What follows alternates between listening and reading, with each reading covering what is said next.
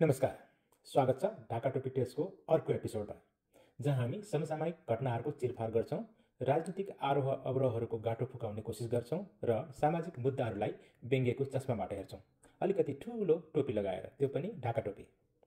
आजको विषय यति महत्त्वपूर्ण छ कि यसले सगरमाथा चढाइलाई ठमेलको हिँडाइ जस्तो सामान्य अनुभव बनाइदिन्छ। त्यो हो राज संस्था पुनः स्थापनाको अभियान। हामी यस्तो समयको नोस्टाल्जिया खोज्न लागेका छौँ जुन बेला एक मुकुटले सबैलाई शासन गर्थ्यो। न कुनै भाइरल ट्रेन्ड, न कुनै स्ट्याटस अपडेट, केवल राजा र उनको दरबार। तर के त्यो साँच्चै सहज थियो कि हामी विगतलाई रोमाञ्चक रूपमा सम्झिरहेका छौँ जुन सत्य भन्नुपर्दा काठमाडौँका सडकका खाल्टाहरू जत्तिकै गहिरो थियो।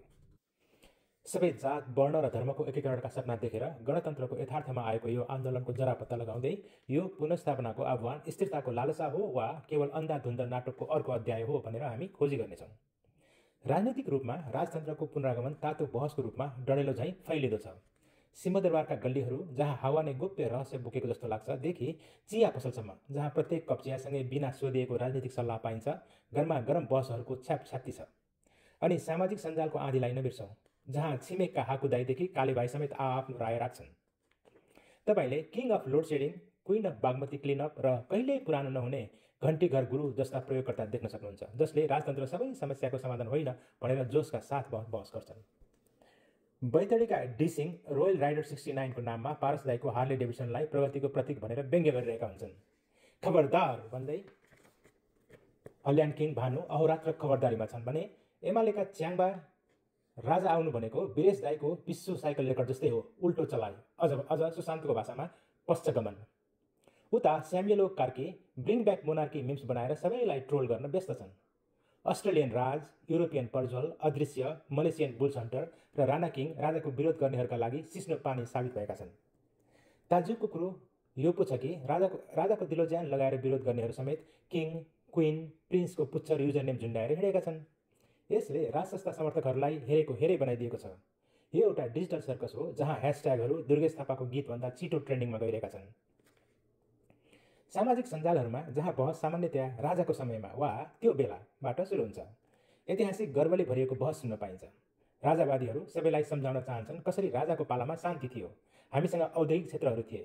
उनीहरू घोषणा गर्छन् मानौ त्यो कुनै युटोपियन थिम पार्क हो जहाँ युनिकर्नहरूले मसिन चलाइरहेका थिए र समृद्धि उत्पादन गरिरहेका थिए। तर आलोचकहरू टेबल बजार्दै नाक खुम्स्याउँदै भन्छन् त्यो शान्ति भन्ने कुरा सेन्सरसिपको साथ आएको थियो। ती कारखानाहरू आधाभन्दा धेरै धुलो उत्पादनका लागि चिनिन्थे। औद्योगिक क्षेत्र त्यो त खिया लागेको मसिनहरूको एउटा झारपाते सडक मात्र थियो। यो एउटा यस्तो बहस हो जहाँ चियावालाले चिया मात्र होइन दशकौँ पुराना गुनासोहरू समेत सुल्क्याइरहेका हुन्छन्। यद्यपि सामाजिक रूपमा यो विभाजन बिजुलीको तार, खुकुरीको धार जत्तिकै झटाकेदार, तीखो अनि धारिलो छ, जहाँ समर्थकहरूले शाही गौरवको कल्पना गर्छन् भने आलोचकहरूले यसलाई बागमतीको प्रदूषण जस्तै ठूलो समस्याको लागि गनाउने कलुषित समाधानको रूपमा खारेज गर्छन्। त्यसैले आफ्नो चिया समात्नुस्, बालेनको डोजर र दुर्गा प्रसाईको ड्राइभिङबाट बच्नुस् र हामीसँग यो शाही झाँकीलाई नेपालीपनको स्वाद, हास्य र पर्याप्त मूर्खतासहित यात्रा गर्न तयार रहनुहोस्। बाई बाई संवैधानिक राजतन्त्र, हेलो गणतन्त्र पछि नेपाली राजनीति धेरै प्रतियोगीहरू भएको रियालिटी सोमा परिणत भयो। अस्थिर सरकार, अनियन्त्रित भ्रष्टाचार, दण्डविहीनता, राजनीतिक प्रतिशोध, कुशासन, आफू कारबाहीमा पर्ने भएपछि भइराखेको आफू सम्मिलित सरकारी ढालेर कुलमान ढाल सरकार बनाउने जस्ता कैयौँ घटना उत्पादन, पुनरुत्पादन, प्रयोग र पुनः प्रयोग भइरहे। अस्त व्यस्तताका भुक्तभोगीहरू भन्छन् राजतन्त्रलाई पुनः सुरु गरौँ, तर वाइफाई र द्रुत इन्टरनेटका साथ। गजबको विचार होइन त? समर्थकहरू तर्क गर्छन् कि राजतन्त्रमा सरलता थियो, न कुनै भाइरल ट्रेन्ड, न कुनै स्ट्याटस अपडेट, केवल एउटा मान्छे फ्यान्सी टोपी वा स्ट्रिपेस लगाएर सबै दोष लिने। अलौकिक र प्रभावकारी होइन त? केही आवाजहरू सुनौ। तर विपक्षीहरूले यसलाई हास्यास्पद बनाएर पेचिलो आलोचना गर्छन्। राज संस्था आगो आयो माइला सजिलै, अनि तिमीहरूको व्यवस्था भनेको पर्फेक्ट चार पाटे पाङ्रा भएको साइकल जस्तै। राजा ज्ञानेन्द्र, अझ भनौँ राजावादीहरूको MVP, मोस्ट भ्यालुएबल पर्सन, सर्वाधिक महत्त्वपूर्ण व्यक्तिको कुरा गरौँ, जसले 2 पटक सिंहासन सम्हाले, पहिलो पटक सन् 50मा अस्थायी रूपमा र दोस्रो पटक राजा वीरेन्द्रको दुःखद निधनपछि। उनको शासनकालमा राजतन्त्रले बढ्दो आलोचना र अन्ततः यसको उन्मूलन सामना गर्यो। तर राजावादीहरू तर्क गर्छन् कि यदि पृथ्वीनारायण शाहले देशलाई एकताबद्ध गरे भने महेन्द्रले यसका संरचना बलियो बनाए भने ज्ञानेन्द्र केवल खराब समयको शिकार भए। माओवादी आन्दोलन, दलहरूप्रति आपसी अविश्वास, वीरेन्द्रको वंशनाशको संदिग्धता, आफ्नै संवैधानिक कु यसका केही उदाहरण हुन्। यस प्रकार राजावादीहरूले राजतन्त्रको योगदानलाई भावुकतापूर्ण वर्णन गर्छन्, जबकि आलोचकहरूले सम्झाउँछन् कि ज्ञानेन्द्रको दोस्रो कार्यकाल राजनीतिक गल्तीहरू, जनअसन्तोष र आपतकालीन अवस्थाले छायामा पारेको थियो। राजतन्त्रलाई राम्रा कामहरूको श्रेय दिनु भनेको क्याराओके गायकलाई मूल ब्यान्डको सम्पूर्ण सफलताको लागि पुरस्कार दिनु जस्तै हो, उनीहरू तर्क गर्छन्। अब संहिताको कुरा गरौँ। चम्किलो नयाँ प्रणाली जसले विकेन्द्रीकरणको बाचा गर्यो तर कुनै प्रकारले अक्षमता र भ्रष्टाचार सर्वव्यापी गर्यो।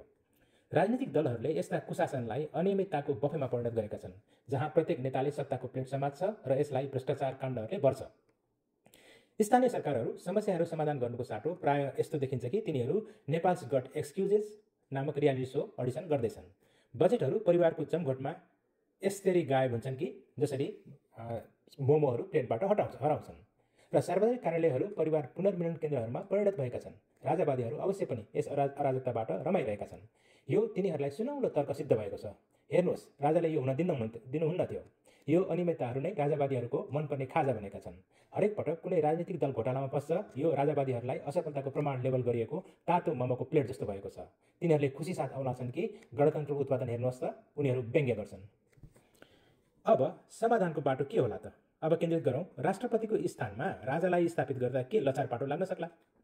हो, नयाँ संरचनामा शासन प्रणालीलाई परिवर्तन गरेर राजालाई शुद्ध साङ्केतिक भूमिकामा राष्ट्रपतिको स्थानमा पुनः स्थापना गर्न सकिन्छ र जनताको मतद्वारा प्रत्यक्ष निर्वाचित प्रधानमन्त्रीले वास्तविक कामलाई सम्हाल्ने व्यवस्था अपनाउन सकिन्छ। यो राजनीतिक मित्रताको चलचित्र जस्तो हुनेछ, जसलाई राजा र प्रधानमन्त्री भनेर नामाङ्कन गर्न सकिन्छ। राजा आफ्नो साङ्केतिक भूमिकामा राष्ट्रको एकता, संस्कृति, मर्यादा, प्रतिष्ठा र विरासतको प्रतीक बन्नेछन्, जुन सबैले प्रशंसा गर्ने तर वास्तवमा प्रयोगमा नआउने वा नगर्ने सजावटी भाँडो जस्तै। अर्कोतर्फ प्रधानमन्त्री कफी मेसिन जस्तै दिनरात मेहनत गर्ने, राष्ट्रलाई सशक्त बनाउने र शासन सञ्चालन गर्ने। यो श्रम र गरिमाको सन्तुलन हो। राजा आन्तरिक र बाह्य सम्मान बढाउँछन्। उनको भूमिका एउटा शान्त राजहंस जस्तै हुनेछ, जसले सतहमा भव्यता प्रदान गर्दछ। प्रधानमन्त्री तथापि तल्लो सतहमा मेहनत गर्ने व्यक्ति हुन्, नेतृत्व गर्ने, कानुन बनाउने, राष्ट्रलाई अघि बढाउने। यसले परम्परा र लोकतन्त्रलाई मिलाएर साङ्केतिक र व्यावहारिक पक्षलाई सन्तुलित बनाउँछ। राज संस्थाले राष्ट्रिय मेलमिलापको क्षेत्रमा पनि महत्त्वपूर्ण भूमिका खेल्न सक्छ। नेपाल विभिन्न धर्म, जात र संस्कृतिहरूको सम्मिश्रण भएकोले कहिलेकाहीँ सर्प, बिरालो, बाघ र भुवासाहरूलाई एकसाथ सम्हाल्न खोजे जस्तै चुनौतीपूर्ण भानुहुन्छ। राजाले राजनीतिक अराजकताबाट आमन्त्रित खडेरी परेको एकताको परिपूर्ति गर्न सक्नुहुन्छ। उनी बासमती चामलको भात जस्तै हुनेछन्, सधैँ माया गरिने र सबैको भान्सामा सान बढाउने।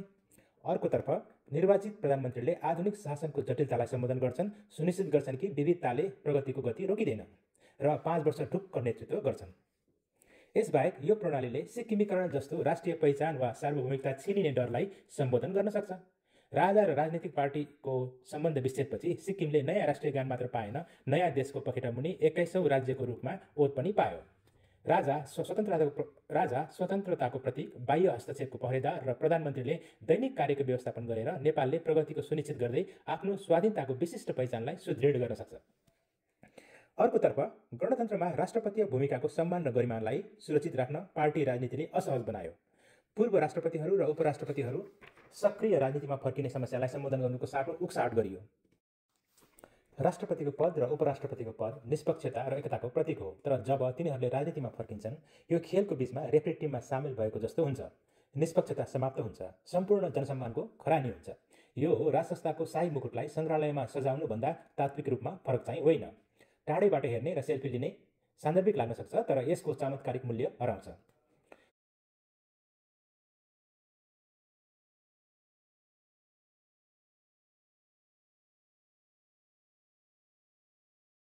विश्व मञ्चमा स्विडेन र जापान जस्ता राजतन्त्रहरू संवैधानिक प्रतीकका रूपमा राष्ट्रिय एकता कायम राख्दै निर्वाचित अधिकारीहरूलाई वास्तविक काम गर्न दिने उत्तम विकल्पको रूपमा फस्टाइरहेका छन्।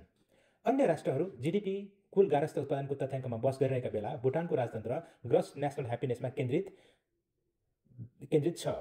यो जीवन सत्मार्ग र दर्शनले विश्वको नम्बर 1 खुसीहरूको देश बनिसकेको छ। अनि पुँजीवाद, जहाँ धनी झन धनी हुन्छन्, गरिब झन गरिब र मध्यम वर्गलाई एउटा सान्त्वना पुरस्कार दिइन्छ। अहिले नै कदम उठाउनुहोस् र तपाईँ पनि सुनले झिलझिलिएको शौचालयका मालिक ट्रम्प जस्तै बन्न सक्नुहुन्छ, जबकि तपाईँको छिमेकी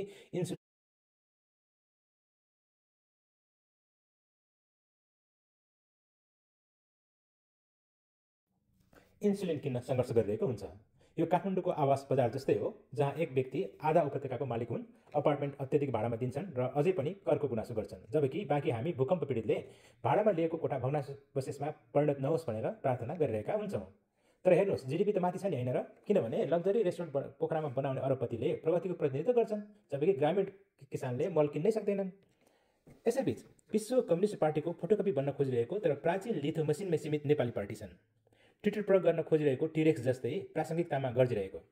विश्वव्यापी रूपमा तिनीहरूको विचारधारा हराउँदैछ र नेपालमा तिनीहरूले प्रत्येक 5 मिनटमा गुट विभाजन गर्ने कलामा महारत हासिल गरेका छन्। केही राजावादीहरूले तर्क गर्ने गर्छन् कि यी पुराना डाइनोसरहरू राजतन्त्रका सबैभन्दा ठुला पिआर एजेन्ट हुन्।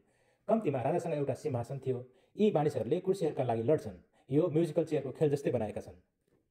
यस प्रकार नेपालको वर्तमान राजनीतिक प्रणाली जहाँ दण्डहीनता मात्र समस्या होइन, यो त राष्ट्रिय खेल जस्तै भएको छ। जवाफदेहिता पातलो सुरक्षा घेराबीच प्रधानमन्त्रीको भ्रमण जत्तिकै दुर्लभ छ, अथवा जनआक्रोशबाट बचाउन शौचालयमा थुनिएको छ। यहाँका योग्य राजनीतिज्ञहरूलाई पार्टीबाट यति छिटो हुत्याइन्छन् कि त्यति छिटो त बालनले सहर फोहोर गर्नेलाई पत्र पनि काट्दैनन्। र आफ्नाले गरेका भ्रष्टाचारका काण्डहरू यति धेरै माटोमुनि लुकाइएका छन् कि त्यो अहिले हिमालको चुचुरो बनेको छ। सगरमाथालाई बिर्सनुहोस्, हामीसँग अब माउन्ट मिसम्यानेजमेन्ट छ। त्यसो भए राजसंस्था सहितको हाइब्रिड लोकतन्त्र पुनर्स्थापना गर्नु पूर्ण समाधान हो त? सम्भव त होइन। तर के यसले परम्परा र प्रगतिलाई सन्तुलनमा ल्याउन मद्दत गर्न सक्छ? सम्भवतः। कम्तीमा यो विचार गर्न लाग्छ, किनभने अहिले नेपालका राजनीतिक प्रणाली कर्कलाको पातमा अडिएको पानीको थोप्रो जस्तै छ। डगमगाउने, चल्मलाउने अनि पातबाट बाहिर टप्किहाल्छ कि भन्ने भयङ्कर डर। सहनशील र स्थिर हातको अत्यन्त आवश्यक छ। र इमान्दारी साथ भन्नुपर्दा को चाहँदैन कि राजा शालीनताका साथ हात हल्लाइरहन् जबकि प्रधानमन्त्री खाल्डाखुल्लीमा पसिना बगाइरहन्। अन्तमा यस प्रकार चाहे पारस शाहको मोटरसाइकल स्टन्ट होस्, दुर्गा प्रसाईको राजनीतिक खेतीको चर्तीकला होस्, वा माइती घरमा नयाँ ड्रामाको मञ्चन होस्, नेपालको राजतन्त्र पुनर्स्थापनाको यो कथा दाल भात परिकार जस्तै भएको छ। सबैको रोजाइ कहिलेकाहीँ अलिकति पिरो तर अन्त्यमा भद्रगोल। धन्यवाद।